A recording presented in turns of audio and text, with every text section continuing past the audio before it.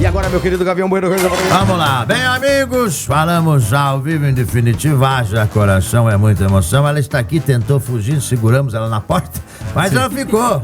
Para falar de coisas importantes, mudanças importantes no imposto de renda estão chegando em 2026 e vão afetar lucros, dividendos e o planejamento de empresas e investidores, amigo. Para explicar tudo isso, agora mesmo, sem enrolação, o Bodapan recebeu consultora tributária federal da Econet Editora. Vem pra cá, Márcia Lima da Cruz. Porra, meu.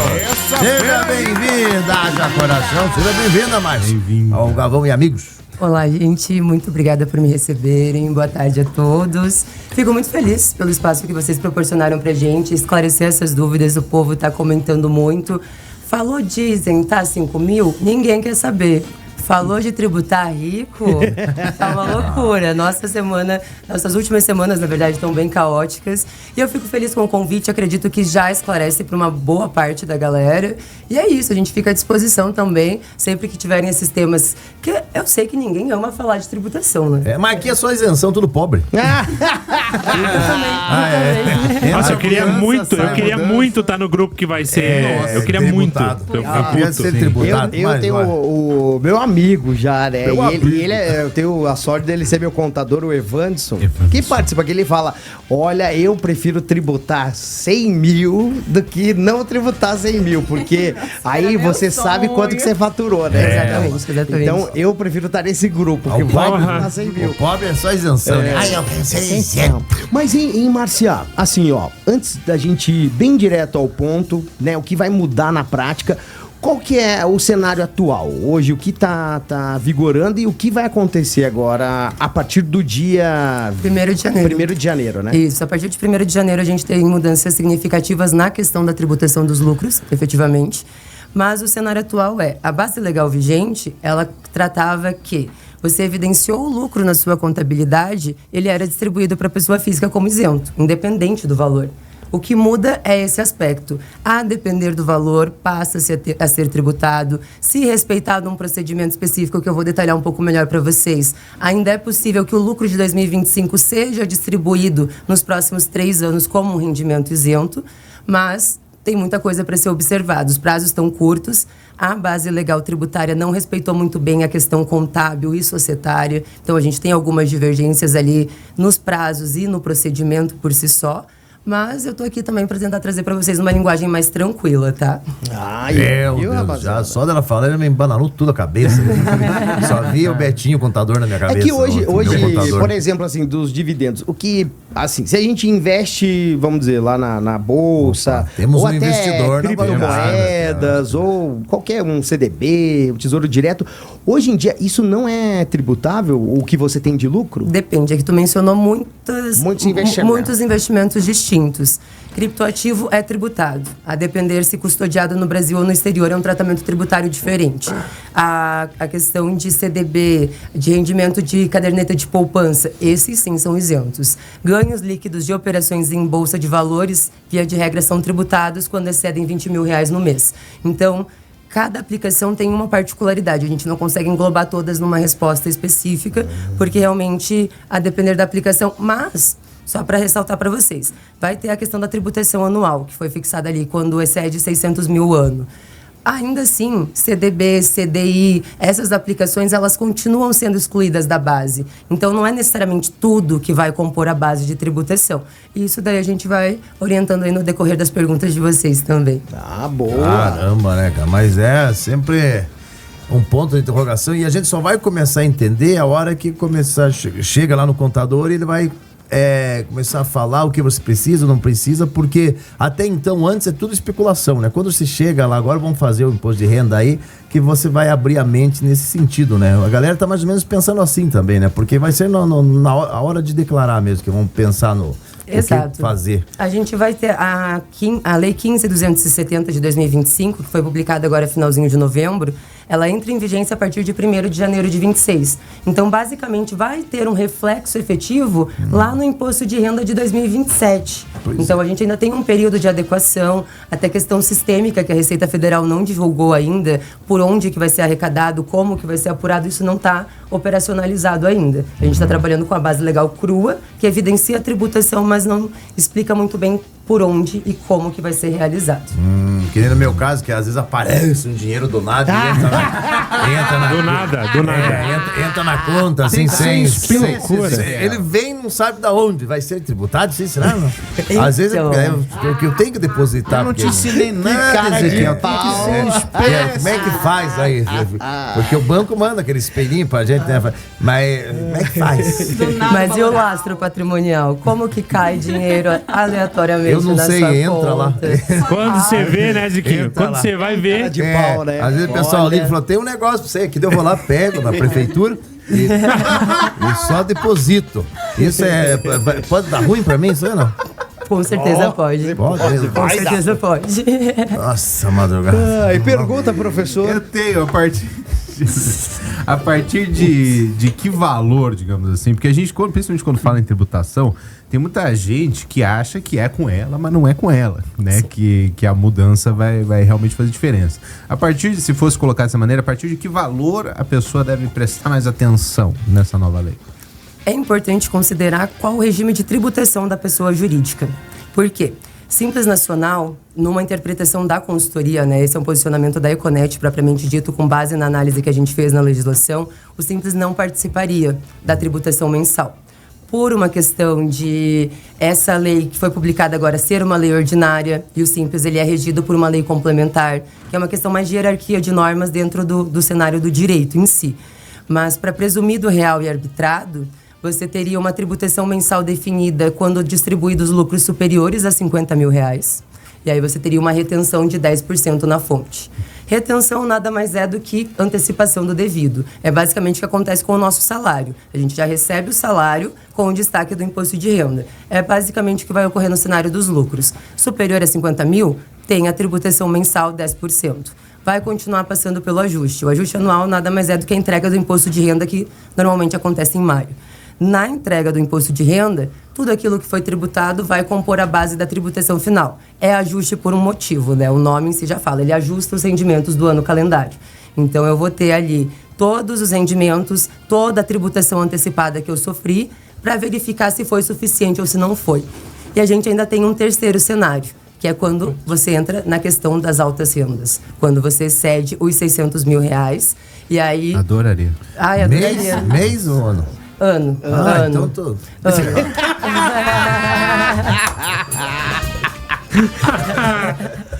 O que tá no colchão não conta. 600 anos. Mas assim, de 600 a 1.200.000 vai ser uma alíquota progressiva de 0 a 10%. Excedeu 1.200.000 de faturamento ano, aí tu vai tributar 10%. Só que não significa que você vai tributar duas vezes a mesma coisa, porque eu acabei de mencionar para vocês, eu tenho um ajuste, mas eu tenho como se fosse o ajuste do ajuste, onde eu vou verificar se eu tributei o mínimo que se espera de acordo com a alta renda que eu recebi. Caramba, né? É um assunto que ele é complexo, né? Ele complexo. Parece meio parece fácil, mas daí fica difícil quando você faz assim, nossa, não consigo entender. Inclusive, a Márcia tá aqui hoje, a Márcia Lima da Cruz, que é advogada, né? Parabéns pra ela, que hoje é o Dia da Mulher. Parabéns, doutor. Ela está aqui também pra fazer esse alerta, você que tá aí ouvindo Boa da Pan, tá aí comendo bola, porque só dá pra fazer isso até dia... 31 de dezembro. 31 de dezembro. Você precisa estar com um ato de deliberação, ou seja, o documento que os sócios sentam, a gente senta e acorda. Vamos distribuir esse lucro, tanto de lucro 1 milhão para cada um, de tal forma. Precisa de um documento decidindo isso. E esse documento ele é registrado na junta comercial. E para que esse lucro que a gente concordou em distribuir seja distribuído em 26, 27 e 28 como isento, eu ainda preciso que esteja registrado na junta comercial antes de 31/12. Tá, isso não vai dar certo. É um procedimento para tentar... Meio já, né? Mas a junta comercial, ela não funciona até dia 31, não. Então tem que correr, né? Ela fica até... A via de regra, 23 agora, as juntas já estão parando de atender. Tem até segunda-feira, então. Até segunda-feira, diminui totalmente o prazo. Horário comercial. Tem pergunta, Thiaguinho? Não, eu queria saber o seguinte, para quem que é empresário ou sócio de empresa, o que dá tempo ainda de fazer em 2025 para planejar, para não ter uma surpresa presa aí já no começo do ano que vem. Já para a Suíça. Então, a gente... Vai pagar bastante lá. Primeiro, que se você considera o exercício social da contabilidade, ele encerraria em 31 de dezembro. Por isso que eu falei para vocês que a base tributária não respeitou muito os procedimentos contábeis e societários. Se eu tenho que esperar até 31/12 para apurar demonstração do resultado do meu exercício, como que eu vou fazer um documento decidindo o lucro até esse prazo? Então, esse foi o ponto que a lei foi mal estruturada. Porque não viabiliza você respeitar o procedimento contábil e societário. O que a gente tem orientado? É possível fazer um balanço intermediário. O balanço intermediário ele equivale a um balanço final, só que antes do final do exercício. Porque eu não tenho como esperar até lá, senão, inevitavelmente, eu vou ter que distribuir um lucro tributado. Então, o que é possível? Se organizar, fazer um planejamento no aspecto de faço um balanço intermediário, evidencio uma projeção de lucro até onde eu posso, que seja até 30/11 de 2025. Deixa o mês de dezembro de fora. Faz ali toda... Qual que é outro ponto que é importante atentar?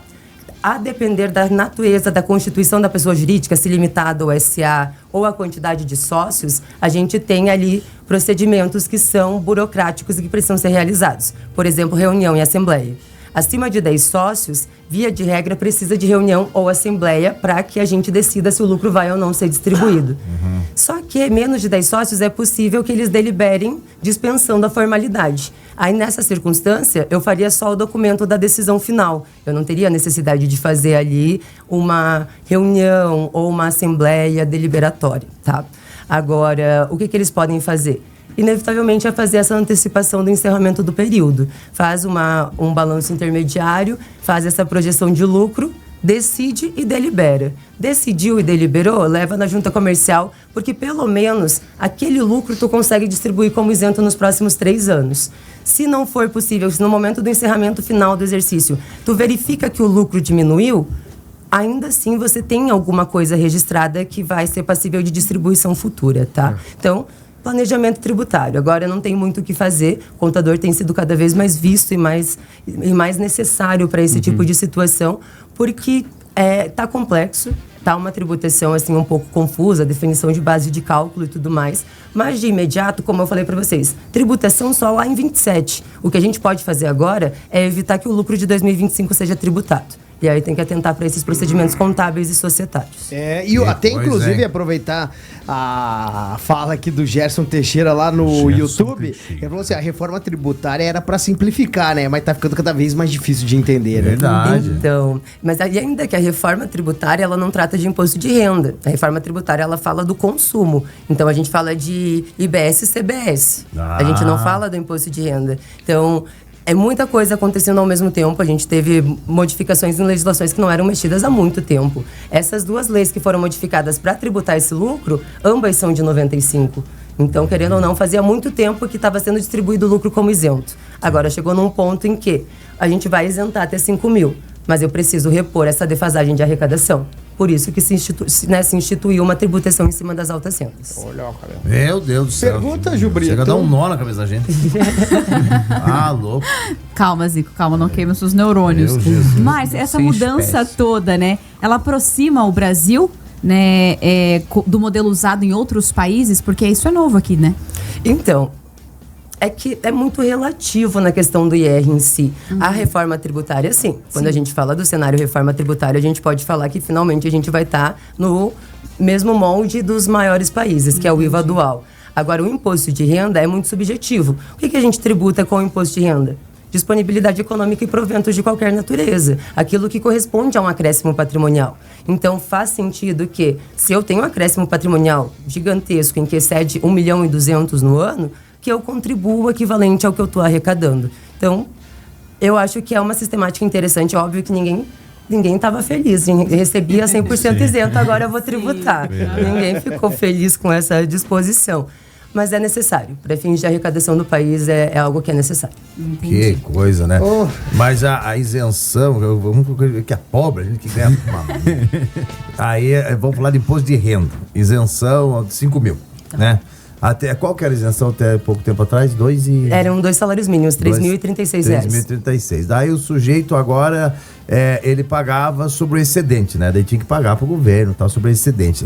Esses 5 mil permanece agora pagar sobre o excedente dos 5, ou tem algum cálculo ali que, por exemplo, o cara ganha 8?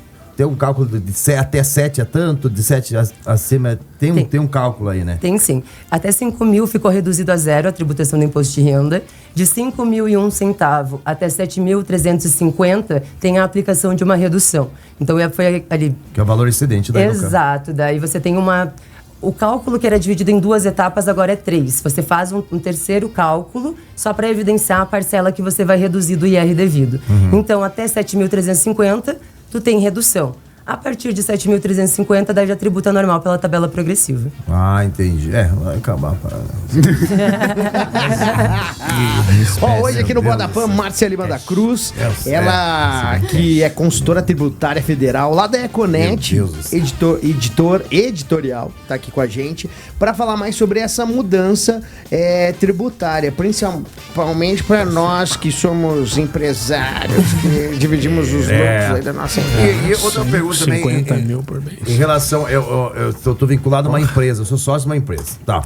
Aí não dá mais pra ficar emprestando nota à toa, então, ou pode aí, porque... Sinceridade.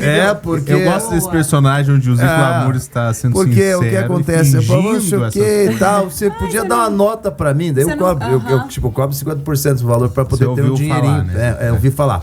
Aí então... Vamos falar a verdade. Não dá mais tem amigo nosso é perigoso aqui, falar a verdade. que não tem empresa, não tem e daí ficam pedindo nota pra nós. Eu já cortei a asa deles Isso desde aí o que eu começo. falar. Não dá mais, né? Não tem segurança jurídica, né? Na verdade, não que não pode a partir de agora, já não podia. Isso é verdade? Já não podia?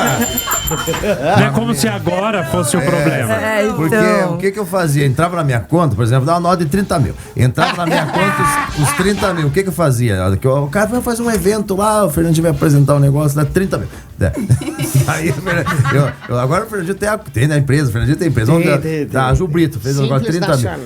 O meu também, é 6%, né? Isso é bom. Aí o cara pagava, entrava na minha conta, né? Daí eu passo pra conta dele, né? Tipo, o dinheiro entrou na minha conta, eu passei pra conta dele. Então fez esse caminho legal, não é? Não, porque na questão... Eu estou sonegando há tempo, rapaz. Agora a gente entende porque que ele tava com dinheiros caindo na conta, né? Agora tudo faz sentido. Por isso que do nada tinha o dinheiro na conta dele, certo? Porque geralmente quando entra 30 na minha conta, eu passo só 15 pra pessoa, porque tem um acordinho, né? É lógico, você tem que cobrar carona. Então isso aí não tá certo. É que o problema é que no aspecto tributário não existe empréstimo de nome. Eu não tenho como justificar pra Receita Federal por que um veículo meu está no seu nome. Entendi, não tem. Sim. Aí a gente tem que formalizar um segundo negócio jurídico. É um comodato, é um mútuo, enfim. A gente tem que estabelecer uma relação que faça sentido porque que você está recebendo valores de outra pessoa. Ainda que o valor só transite pela sua conta, beleza, não configura um acréscimo patrimonial para você.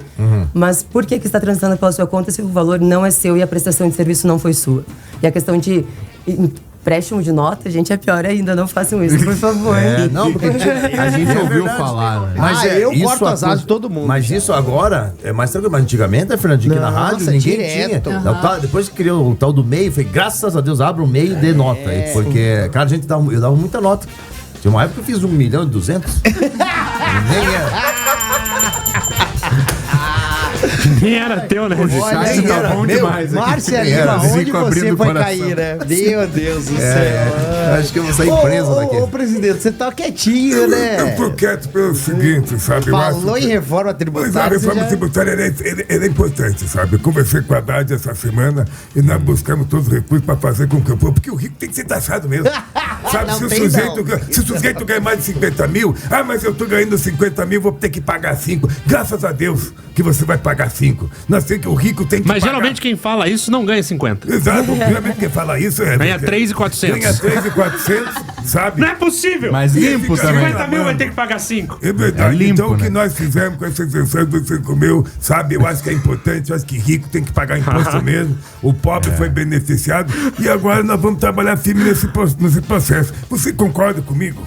Eu concordo que é uma equivalência. É que a gente tem o princípio constitucional da isonomia, da capacidade contributiva. Não adianta que a gente querer que uma pessoa com uma renda mais inferior arrecade o equivalente a uma pessoa que é dona de 2, 3 empresas. Ao Luciano Huck. Mas o poder de compra é diferente, sabe? Não fiquei nervoso. Calma. Não adianta o Fiquei sujeito nervoso. ganhar Não tem 3 nem mil. idade pra ficar nervoso. Que nem um Calma. professor. Ó o Vamos lá. piripaque a Vamos falar, caminho, vamos falar, calma. Só um pouquinho. Só uma água aqui, só um pouquinho. Toma água, vai com calma. Vai com calma. E ainda bem que o copo é vermelho e eu tô na Jovem Pan, sabe? E eu quero dizer o seguinte, porque que antes só falava de pingo no zino, nós sabemos. É verdade. É importante falar Nunca isso. vi só cortando falar os isso aqui. T's, né? É verdade. E aí eu fico pensando o seguinte, num professor que reclama de barriga cheia, que muitas vezes ganha lá... Você sabe quando ganha um professor? Quanto ganha, ganha? professor? Hoje, líquido, no com mês, desconto, no mês. 1.630, que o cara quê? quer ganhar mais que isso. O mês? Num mês? Um mês só, ele tá... Meu Deus! Cara, uns O que 1.630. isso dá num ano? Meu Deus do céu, Professor cara. que se cuide com essa mudança Professor aí, é a Ale. raça que ganha melhor que todo mundo e fica com sua de barriga cheia. Aí não é possível que um professor desse ganhe esse nível e seja também tributado como o diretor da escola que ganha seus 4.200. Não é possível. Então existe uma equiparação em que nós temos que buscar. E o Haddad fez perfeito isso aí. Sabe? Você concorda? Eu concordo. Bom que fala. Não concordo que a lei tenha sido bem escrita, mas ela é necessária. Que bom. Fico feliz que achei alguém que concorda comigo, diferente de vocês. Ai, Márcia. Mas, hein, Márcia, pra fechar, qual que é o principal alerta Mas vamos fechar já! que tem que deixar pro pessoal que tá ainda correndo pra fazer essa mudança, né? Os sócios e tudo mais. Qual que é o principal alerta pra galera que recebe lucros e dividendos que ainda não se alertaram pra essa mudança? Eu diria para atentar para o prazo limite de registro na junta comercial, que é, né, se a junta para dia 23, você precisa atentar para a apresentação do documento de deliberação para registro. A junta ela é o cartório das empresas, né? Então, não adianta tu ter o documento se você não fez lá o reconhecimento no órgão que é regulamentado para isso. Uma outra coisa que eu diria é para atentar realmente para o planejamento tributário dos próximos anos. O Simples Nacional, como eu falei, num primeiro momento a Econet entende que ele não participa da tributação mensal. Mas é interessante aguardar a regulamentação. Eu falei para vocês que por onde recolher e como vai ser apurado, a Receita Federal ainda não divulgou. A gente aguarda a instrução normativa.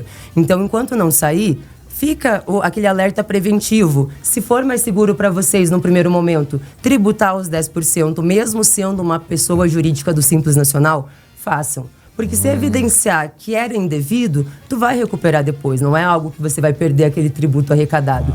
Na dúvida, preventivamente é melhor fazer e evidenciar como um pagamento indevido para recuperação posterior, tá? Tá, e que no meu caso, que eu sonego bastante, o que é o melhor pra eu No pagar caso do seu personagem. É, pra pagar em espécie, assim, que não passe. Não vou pagar conta de luz em espécie, né? O que eu poderia fazer que eu gosto? 500 dinheiro lá. Gente, parece que eu tô no telefone. É bem engraçado que me ligam com essas mesmas dúvidas. Um amigo meu no telefone, um amigo meu. Isso, sim. Você tá brincando? Eles ligam pra falar isso? Sim, gente. É que assim, o jeitinho brasileiro, ele existe em todos os meios, não sim, adianta. sim.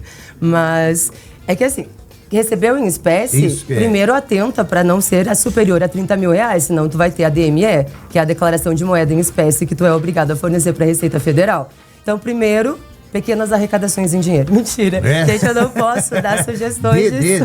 Não posso. Bom, mas legal, assim, porque... eu não vou falar a verdade, que tem muita coisa... Calma. Eu faço. Tem uma coisa que eu vou receber, eu faço um evento, por exemplo, eu chego pro cara e falo assim, como se pagar em dinheiro? Eu faço. Eu sou nego. Não vou falar a verdade. Você vai sair preso daqui. Receita é brincadeira. É tudo brincadeira. Nada, Pode ser a primeira vez que o convidado fala ficção. É ficção. Porque veja, né? Então nós temos que ter bastante cuidado, né, no dinheiro em espécie. Para receber em espécie, então tem que ter um certo E cuidado. não emprestar nota, né? Ah, não, a nota eu não vou emprestar a mais. nota Agora, Não, você nunca fez isso, nem vai fazer, né? eu fiz muito. Mas não vou mais emprestar a nota. Ai, Márcia, mas olha, obrigado por estar aqui Imagina. hoje no Boa da Pan, tirar essas dúvidas aí que a galera semana passada passada levantou esse tema e você veio aqui hoje. Obrigado, viu? Imagina, eu agradeço também pelo espaço, gente. Divertidíssimo trocar uma ideia com vocês. Você me ajudou muito no surpresa. Que bom. Mas você tá tentando ainda. Eu estou tentando aqui trazer ele pro caminho da luz. Mas gente, tentando. É isso. Eu fico à disposição também quando vocês precisarem individualmente para dúvidas técnicas de vocês. Podem contatar a gente, tá bom? E manda um abraço pra galera da Econect Editora lá. Obrigado, viu? Imagina, eu agradeço também. Um beijão pros meus colegas que estão lá segurando as pontas enquanto eu vim aqui representá-los. E obrigado pela simpatia. Você é muito simpático. Grande Márcia Lima da Cruz. Márcia Lima da Cruz. Consultora tributária aqui no Boda Pan. Ai, gente, você manda aí a sua mensagem no 3501-73.